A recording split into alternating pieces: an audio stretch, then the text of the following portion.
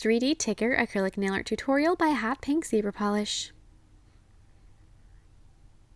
Hi guys! Today's video is going to be another giveaway video. This one is going to be for Tigger from Winnie the Pooh. So this video is just a cute little Tigger. I just thought this nail was so cute I figured I'd share it with everybody. So to enter the giveaway there are 3 things you have to do. You have to be subscribed to this channel, like this video, and comment on it. The giveaway is international, so it's open to absolutely everybody, and all you have to do is just comment and then you'll be good to go. So I hope you guys like this, and don't forget to click subscribe to all my future videos as well. I'm going to begin with an overlay of a light minty green. So this is a color that is one of my absolute favorites. I am a green fiend. I love green. So this color is gorgeous. So just apply that going over the nail, brush it down, kind of get rid of any excess if you happen to have any. I was using a brush that is a little larger than I'm used to, so I had more acrylic on it than I normally would because I was getting kind of the feel of it. It was a size 14. I'm used to a size 10, so it's a pretty big jump in there. Then I encased the nail with a layer of clear acrylic, and I'm going to file it into shape with my E-file, starting out with a very coarse bit to remove any bulk that there may happen to be. Usually there isn't any, but it's nice just to kind of go through and refine anything that might make the nail look a little bit more sleek. Then I buffed over that with a really fine bit to get rid of anything else funky. Now I'm going to start sculpting my Tigger with a orange acrylic. And I began with the top of his head, and I kind of worked my way down. So shape his head like just like the area around his eyes, not his whole entire head, but just that first zone, and kind of push your brush into the eye area to create a little cavity there for it. Just like that. Very, very easy. It's almost like an upside down U shape. And I'm going to fill in the middle of that area with a pale yellow. And I went through immediately. If any of the orange bled through to it, I wasn't terribly worried about it.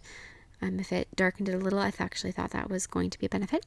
And then I'm going to be adding the same pale yellow. I'm going to be adding the upper part of his snout, so like the area with his nose and his cheeks. Add that. It's a nice soft triangle. Really rounded shapes for Tigger. Everything looks soft and squishy. It's a nice soft round triangle for his nose. Kind of tap in and create a little indent right in the very top area of it, and brush some orange onto that area. So this whole design is basically orange and yellow as far as the acrylic goes. So just keep that in mind, have those 2 colors next to you. Then I'm going to be adding just the shoulder area for him. So add the nice little top of his shoulders, really nice, simple, rounded shape. Brush down in the very center of it to remove any excess acrylic and fill in that area with yellow. So like I said, I'm going back and forth, orange and yellow, yellow and orange. Add his shoulders and the tops of his arms if you like. Otherwise, if you wanted to keep it simple, you could have just left it as that little half circle and it would have been just fine. Nobody would have thought, well, he doesn't have any arms. So you would have been good to go if you wanted to make it a little quicker, a little easier for you. Now I'm going to be taking my orange color once again, and I'm going to be adding his ears. He has really pretty small ears, I think, sticking out the side of his head. So just add a small bead of that orange color, kind of pull it out into a petal shape, and take the tip of your brush to create an indent in the middle. Repeat on the other side for the other ear, just like so. Make sure that when you are adding something like ears where they're one on each side, that you look back and forth to make sure they're symmetrical. And that little indent that you created in the middle, fill that in with the yellow. And then we get to add just a little bit of pale pink for his nose. That's the only thing on this acrylic wise that is not the orange or the yellow, is just a very little nose for him. Same thing, it's kind of a really rounded triangle. And then for his jaw, it's almost like doing a reverse French tip, kind of, reverse French technique.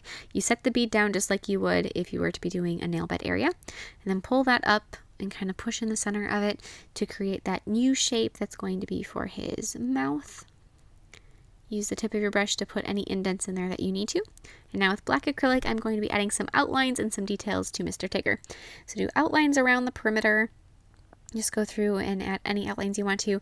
The great thing about Tigger is that he's got some fun stitching on him and stripes and all kinds of little details that give him so much personality, and they're so quick and easy to add that it's nothing too strenuous. So there's one of those little stitches right down the center of his mouth. And it's things like that that make these characters just that much more alive to me, is all those fun little details. So don't skimp out on any of them. Add some brown details to his face anywhere you want to, if you don't want them to be as sharp and as drastic as black paint is. So I did some brown outlines around his eye area.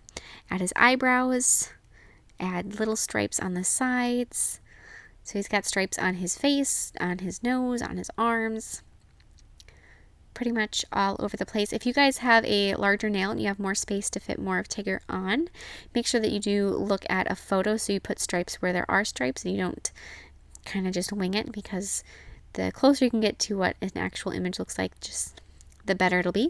I used red, darker red, to make the details on his nose and his two little circle eyes, and that more eyebrows. I don't know which is his eyebrows and which are just like eye lines. I'm not sure if anybody knows. Help me out there, because he's almost got two eyebrows. Little white reflections, a couple little dots for where his whiskers are, and then apply a layer of gel sealer over that green background. And this is something that I wanted to mention. If anybody wants to make a design a little bit more glamorous, instead of having just a solid color background like most of my designs do, you could take and put like a pearl powder over the background just to give it some sheen, and that would look really good with almost any design. It's just a step that I don't always take because I don't think about it, but that's an idea for you guys. Please tag me in any recreations. I would love to see them, and I will see you in my next video. Bye!